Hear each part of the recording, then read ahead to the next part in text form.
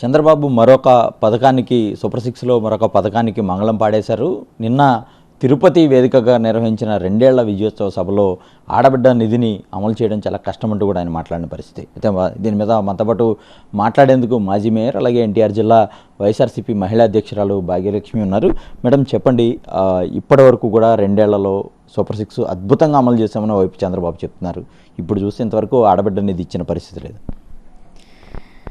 నిన్న రాష్ట్ర వ్యాప్తంగా వైఎస్ఆర్సీపీ శ్రేణులు, నాయకులు, ప్రజాప్రతినిధులు, కార్యకర్తలు, సామాన్య ప్రజలు కూడా బయటకు వచ్చి నిన్న ఎంత పెద్ద ఎత్తున ఆంధ్ర రాష్ట్రం మొత్తం చంద్రబాబు నాయుడు గారు 2 ఏళ్ల పాలన, వెన్నుపోటు పాలన, ఏ రకంగా ఉందా ఆయన పాలన అన్నది నిన్న మనం 12వ తారీఖున రాష్ట్ర వ్యాప్తంగా చూడడం జరిగింది.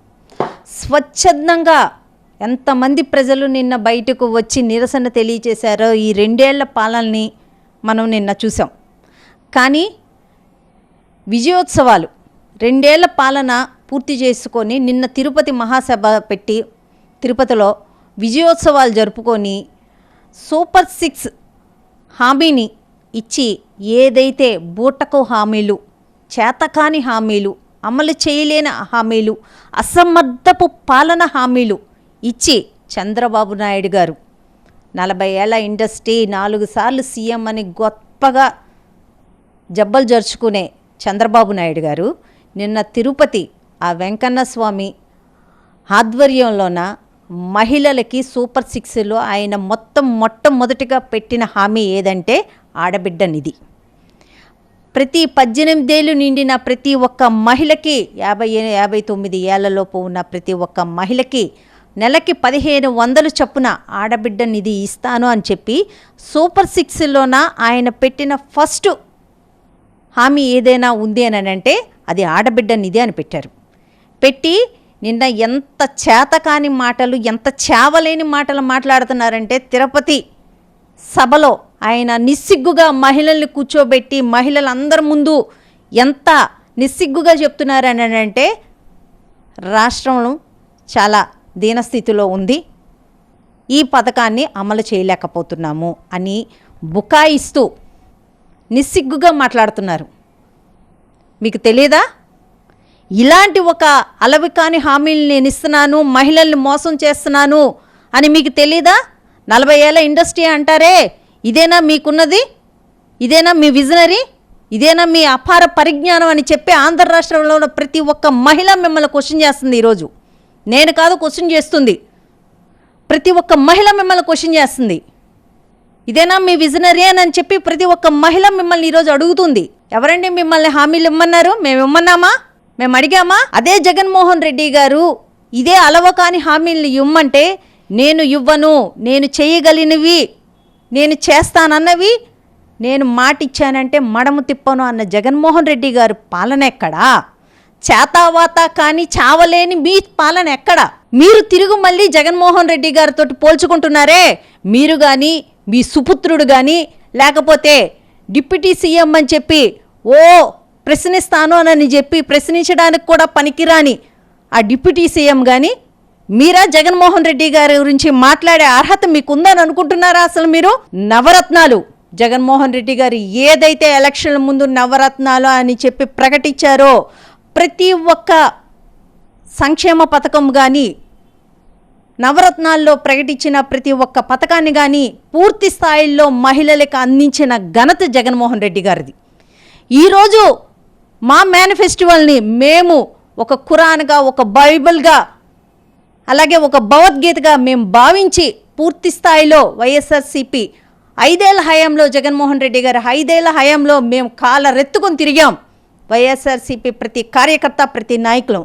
ఎందుకంటే మా నాయకుడు ఇచ్చిన ప్రతి ఒక్క హామీని అమలు పరిచారు కాబట్టి ఈరోజు ఒక మహిళా నాయకురాలుగా నేను గర్వంగా నేను జగన్మోహన్ రెడ్డి గారి పాలనలో ఉన్నాను. ఈ రోజుకి నేను జగన్మోహన్ రెడ్డి గారి వెంట నడుస్తున్నాము అని అంటే జగన్మోహన్ రెడ్డి గారు ఆ రోజు మహిళలకు ఇచ్చిన ప్రతి ఒక్క హామీని అమలు చేశారు కాబట్టి ఈరోజు మేము చాలా గర్వంగా తలెత్తుకొని తిరుగుతున్నాం. 25 మంది మీ ఎమ్మెల్యేలు, మహిళా ఎమ్మెల్యేలు, 3 మంత్రులు చెప్పమనండి, గర్వంగా మేము చంద్రబాబు నాయుడు గారి పాలనలో మహిళలకు ఇచ్చిన హామీలు మేము పూర్తి చేస్తున్నామని చెప్పి మీ మహిళా మంత్రులు 3 మంత్రులు ఉన్నారుగా, చెప్పమనండి.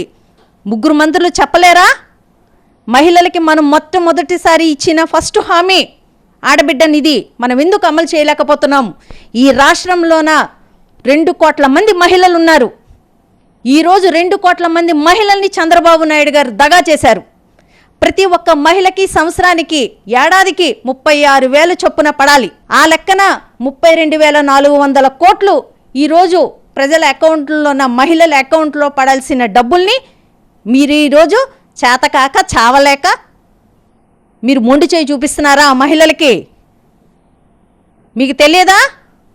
మీదెంత విజనరీ అంటారు కదా. అదే పవన్ కళ్యాణ్ ఎలక్షన్లోన జగన్మోహన్ రెడ్డి గారి కన్నా మేము అధికంగా ఇస్తాము, జగన్మోహన్ రెడ్డి గారు ఇచ్చే ఏ ఒక్క సంక్షేమ పథకాన్ని మేము ఆపము అని చెప్పారు. ఈరోజు ఏం మాట్లాడ్డే? ప్రశ్నిస్తానా అన్నాడు, మర్చిపోయాడు ఆ మాటని. ఎక్కడ దక్కుంటున్నాడు ఆ మనిషి?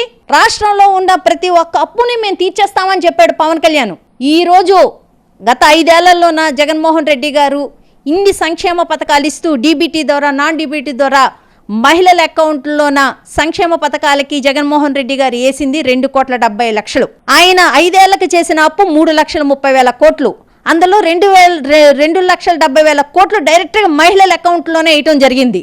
మీరు ఈ 2 ఏళ్ల పాలనలోనే మీరు చేసిన అప్పు ఎంత అంటే 3,66,000 కోట్ల రూపాయలు మీరు అప్పు చేసి ఈరోజు మహిళలకి మీరు ఇస్తామన్న హామీలను కూడా ఎగనామం పెట్టి అసలు ఎవరు 2 ఏళ్లలో మీరు ఇన్ని లక్షల కోట్లు అప్పు చేశారని ఇంకా 3 ఏళ్లలో ఇంకెంత అప్పు చేస్తారు?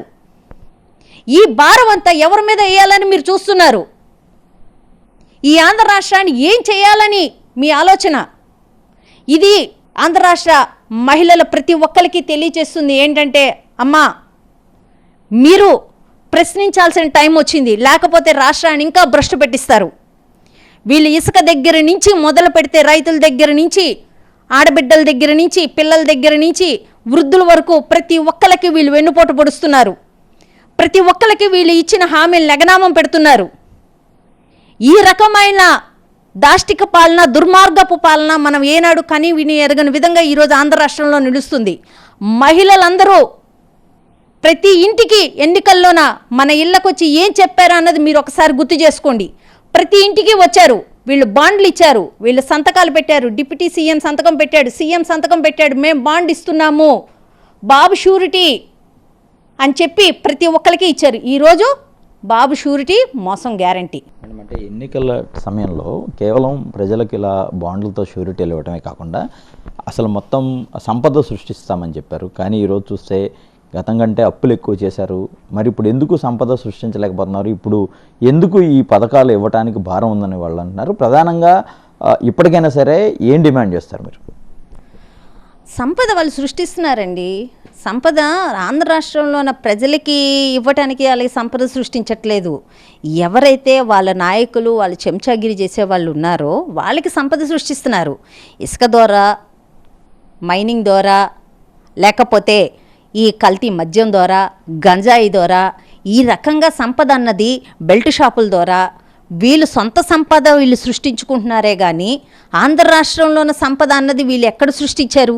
జగన్మోహన్ రెడ్డి గారు పెట్టిన పోర్టులు కానీ, ఎయిర్పోర్టులు కానీ, లేకపోతే కాలేజీలు కానీ ఇవన్నీ ప్రైవేటీకరణ చేసి, మెడికల్ కాలేజీలు ప్రైవేటీకరణ చేసి ఇవన్నీ అమ్మేసి వాటి ద్వారా వీళ్ళు సొంత సంపద సృష్టించుకోవాలని చూస్తున్నారే తప్పితే కానీ రాష్ట్రానికి సంపద అన్నది ఈ రోజుకి ఒక్క విషయంలో కూడా వీళ్ళు చెప్పడానికి ఎక్కడ ₹1 సంపద అన్నది వీళ్ళు సృష్టించలేదు. తిరిగి మాది గ్లోబల్ పార్టీ, మాది గూగుల్ పార్టీ అది చెప్పుకుంటారే, అదే గూగుల్లోన అదే గ్లోబల్లోన కొడితే జగన్మోహన్ రెడ్డి గారి హయాంలోన ఏమొచ్చినాయి, మీ హయాంలో ఏమొచ్చినాయి అని అన్నది పదే లోకేష్ బాబు ఏ మీటింగ్లో పడితే ఆ మీటింగ్లోన జబ్బలు సరిచేసుకుంటారు. సార్ మీకు గుర్తుండకపోయినా మాకు గుర్తుండకపోయినా గూగుల్కి గుర్తుందండి. ఏ రోజు ఏ సంవత్సరము ఎక్కడ అదానీ వచ్చాడు, ఎప్పుడు అంబానీ వచ్చాడు, ఎప్పుడు మీటింగ్ జరిగింది, ఎప్పుడు ఆ ఒక్క సంస్థలతోటి ఈ ఆంధ్ర రాష్ట్రానికి ఒప్పందాలు జరిగాయన్నది గూగుల్ మాత్రం మర్చిపోదండి. మీరు మర్చిపోయినా మేము మర్చిపోయినా అది మర్చిపోదు. ఒక్కసారి మీకు తెలియకపోతే మీకు గుర్తు కావాలంటే మీరు ఒకసారి కొట్టుకుంటే వస్తుంది. ఈరోజు సంపద ఏ రకంగా సృష్టించుకోవాలి అంటున్నారు? పిల్లలు కనండి, పిల్లలే మన సంపద అంటున్నారు.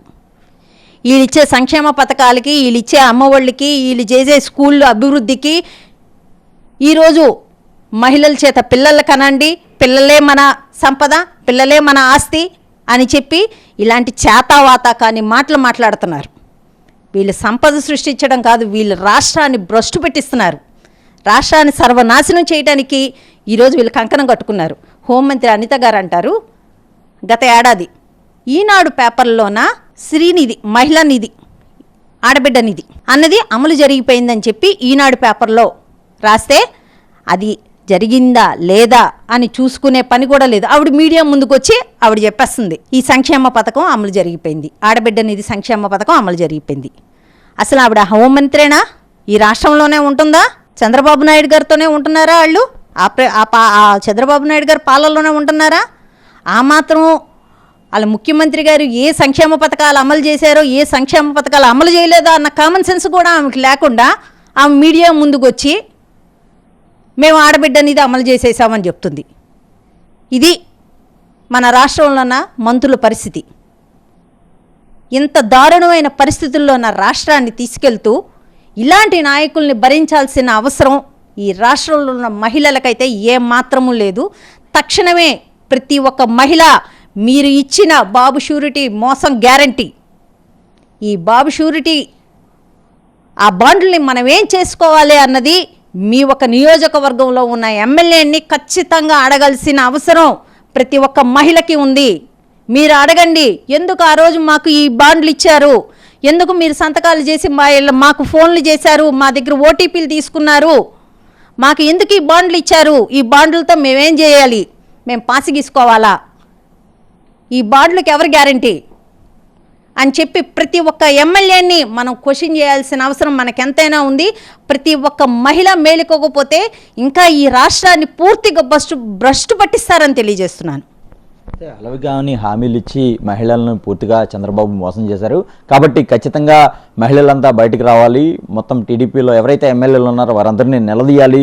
తమకిచ్చిన హామీలు ఎందుకు నెరవేర్చలేదంటూ కూడా చొక్కా పట్టుకుని నిలదీయాలని రాయన భాగ్యలక్ష్మి పిలుపునిచ్చిన పరిస్థితి కనిపిస్తోంది. కెమెరా పర్సన్ వెంకటతో అశోక్, సాక్షి టీవీ, విజయవాడ నుంచి.